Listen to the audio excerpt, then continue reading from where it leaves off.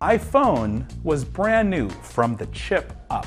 We started with an operating system that had never been written to use the instructions on this particular chip. On top of that, we put a new way to interact with your phone, with your fingers. On top of that, we had built a whole new set of applications. We had to write everything from scratch. We hit problems in every layer of every stack.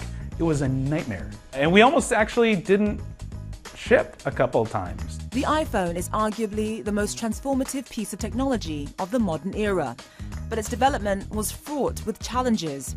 Andy Grignon was there from the beginning. I was an engineer. I was a senior engineer. I'd written a bunch of software for the Mac, and I partnered up with my buddy Tony Fidel, and he had something cooking. He couldn't really talk about it yet, and what we ended up kind of prototyping in the early days was this iPod. Remember the click wheel iPod, right? So, you know, play, pause, next, previous, that kind of thing. Imagine that same device, but 0 through 9, A, B, C, D, E, F, all the way around in a circle.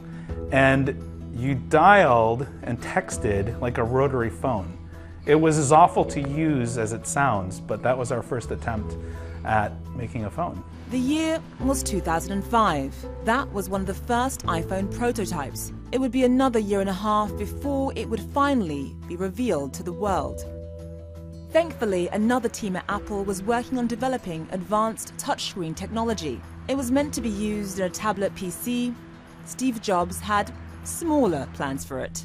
We had acquired a company called Fingerworks. They had this really cool technology where you could type with your fingers on a thin membrane keyboard that had no actual keys. It had like little squares on it, and you could just tap with your fingers. And somebody had the cool idea to marry that touch technology with a screen, and that completely changed the entire device.